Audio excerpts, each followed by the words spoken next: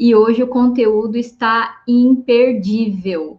Hoje a gente vai falar sobre a importância dos hormônios para quem quer ser papai. Então, a gente vai falar dos hormônios na fertilidade masculina.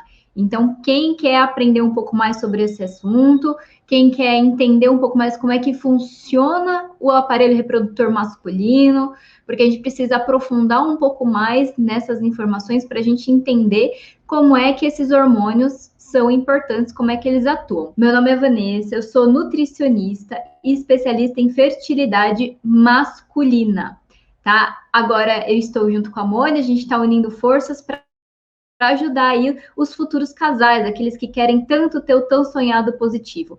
Vamos ajudar aí a encontrar o que está acontecendo, vamos limpar esse aquário, seja o futuro papai, seja a futura mamãe, vamos limpar o aquário dos dois para ter um bebê lindo, forte e principalmente saudável. Eu sempre gosto de dizer aqui que a saúde dos filhos começa desde antes de ter o embrião.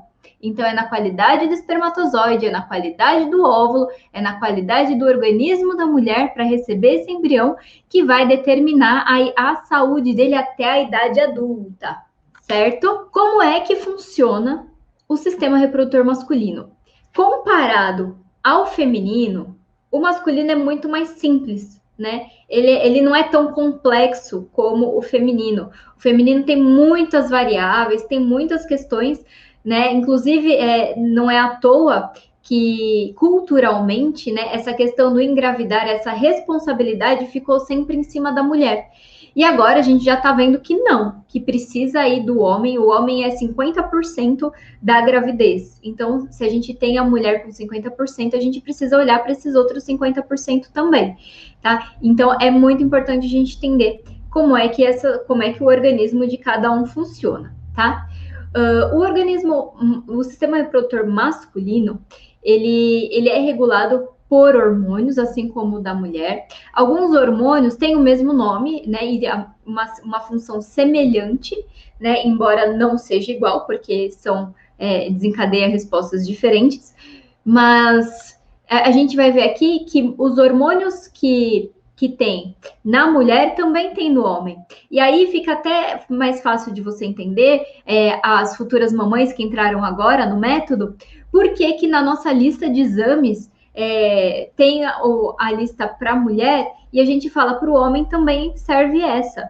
Por quê? Porque os hormônios são os mesmos, os nomes são os mesmos, a testosterona, LH, FSH, então tudo isso a gente vai entender um pouquinho mais hoje nessa live como é que funciona no homem, tá? Mas sim, os hormônios que tem, né, na mulher que a gente dosa também é importante dosar no homem. E como é que o organismo funciona? Então vamos lá. Para a produção dos espermatozoides, elas acontecem no testículo, certo? É lá no testículo que os espermatozoides são produzidos. Eles são produzidos ali, mas eles precisam amadurecer. Quando eles são produzidos e são formados lá no testículo, eles ainda não têm capacidade de nadar, de fecundar o óvulo, de abrir lá o óvulo, entrar, colocar o DNA lá dentro, não tem essa capacidade ainda. E aí, ele vai então pro epidídimo. E lá no epidídimo, ele vai receber essa maturação, tá? Então, ele é produzido lá no testículo, depois ele vai para o epidídimo, e lá no epidídimo ele vai receber todas essas capacidades que estão faltando para que ele possa fecundar e ter a capacidade aí de desenvolver, né, esse embrião, certo? Então, essa é uma coisa importante. A gente sempre fala, né, e algumas alunas já sabem, que o testículo ele fica para fora da cavidade abdominal por conta da temperatura corporal. Então, a temperatura do nosso corpo ela é inadequada para a produção dos espermatozoides. Precisa ser uma temperatura um pouquinho mais baixa. Por isso que o testículo fica para fora, para oferecer para esse órgão a temperatura adequada para a formação dos espermatozoides. Os espermatozoides são células extremamente frágeis. Então, é muito importante que tenha toda uma condição ambiental adequada para que esse espermatozoide seja produzido de uma forma adequada, seja maturado de uma forma adequada e tenha condições de chegar até o óvulo e fecundá-lo, certo? E como é que tudo isso acontece? Então, vamos lá no comecinho da história.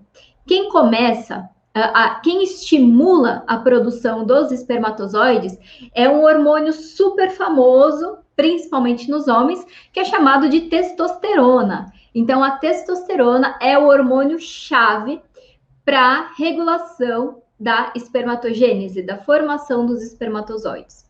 Então, ter níveis ótimos de testosterona é fundamental. Além de estimular a produção dos espermatozoides, a testosterona ela também atua lá no epidídimo para estimular aí a maturação do epidídimo, no epidídimo dos espermatozoides, para que eles tenham a capacidade de fecundar o óvulo, tá? Então, a testosterona é o hormônio-chave. Mas para a gente ter a testosterona, a gente precisa ter um outro hormônio antes, que é o LH, né? O LH é o hormônio luteinizante. Ele tem esse nome porque lá na mulher ele estimula o corpo lúteo a produzir a progesterona. No caso do homem, o LH ele vai atuar nas células que chamadas células de Leydig, lá no testículo, e o testículo mesmo vai produzir nessas células a testosterona. A testosterona produzida nessas células vai penetrar ali no túbulo seminífero, onde acontece a espermatogênese, e vai estimular as células a se multiplicarem e a produzir, então, os espermatozoides, certo? Então, aí a gente falou do LH e da testosterona, tá? Mas tem uma questão muito importante, né? Porque a testosterona é um hormônio que é solúvel em óleo. Então, as nossas células, a membrana das nossas células, ela é composta de gordura. Então, as vitaminas e os hormônios que têm essa capacidade mais gordurosa, essa característica mais gordurosa, vamos colocar assim, tem essa facilidade de entrar e sair das células sem precisar de transportador, de receptor, que nem a gente fala da insulina, enfim, que precisa. Não, no caso da testosterona, ela entra na célula e faz aí a sua ação. Só que aí, da mesma forma que ela entra, ela sai. E a gente precisa ter uma forma de deixar essa testosterona lá dentro, né? Para ela poder realmente exercer o efeito dela. E aí entra um outro hormônio, né? Que na verdade é o FSH. O FSH vai atuar nas células de Sertoli a produzirem uma proteína que vai se ligar na testosterona e vai deixar a testosterona em níveis ótimos dentro do testículo, dentro ali dos túbulos seminíferos, para estimular e produzir os espermatozoides. Então, é muito, mas muito importante que os níveis desses hormônios estejam em níveis adequados. Porque se eu tiver diminuição da testosterona, eu vou ter diminuição da produção dos espermatozoides, eu vou ter diminuição na qualidade desses espermatozoides, porque a maturação lá no epidídimo não vai estar legal. Então, é importante que isso tudo esteja funcionando de uma forma harmoniosa, né? Vamos imaginar uma orquestra, né? Uma orquestra, ela é composta por diferentes instrumentos, né? E aí, quando um instrumento ele toca sozinho, aquela música não faz sentido, né? Ele tá tocando só ali a parte dele. Mas quando todos os instrumentos tocam de uma forma sincronizada, adequada, forma a música. Agora, se um estiver tocando num tempo, outro no outro tempo, o outro tá um pouquinho atrasado, outro tá um pouquinho... Vai dar um negócio e a música vai ficar meio estranha, né? Da mesma forma funciona o nosso organismo, tanto no homem quanto da mulher. É muito importante, é fundamental que os hormônios estejam no lugar certo, na hora certa, na quantidade certa, para que eles exerçam os seus efeitos de uma forma mais adequada, tá? E aí temos outros hormônios que também interferem na fertilidade masculina. Por exemplo, os hormônios da tireoide. É muito importante que a tireoide esteja funcionando adequadamente, porque os hormônios da tireoide, que são responsáveis pelo metabolismo, vão também interagir ali nas células do testículo e também vão alterar e promover, né, a função, favorecer a função da testosterona, favorecer a produção dos espermatozoides. E se minha tireoide não estiver legal, eu vou ter comprometimento nesse sistema como um todo, tá? Outra coisa muito, mas muito importante, que a maioria dos futuros papais que a gente vê aqui com as nossas alunas não se importam muito, que é o sono. Ah, mas eu durmo super bem.